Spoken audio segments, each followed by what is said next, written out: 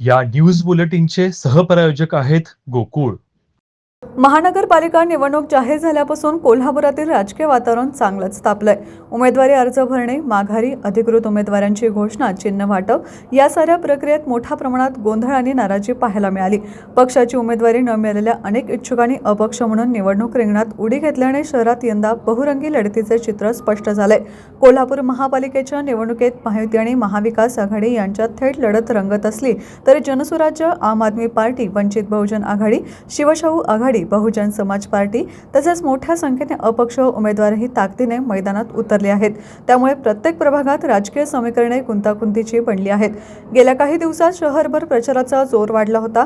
पदयात्रा, प्रचार फेऱ्या, सभा, शक्ती प्रदर्शन यामुळे कोल्हापूरचे रस्ते राजकीय रंगात रंगलेले दिसत होते. विकास, पाणीपुरवठा, रस्ते, कचरा व्यवस्थापन, वाहतूक तसेच पारदर्शक कारभार हे मुद्दे केंद्रस्थानी ठेवून सर्वच पक्षांनी मतदारांपर्यंत पोहोचण्याचा प्रयत्न केला. उद्या मतदान होणार असून अनेक मतदार पहिल्यांदाच महानगरपालिकेच्या निवडणुकीत 4 मतदानाचा हक्क बजावणार आहेत.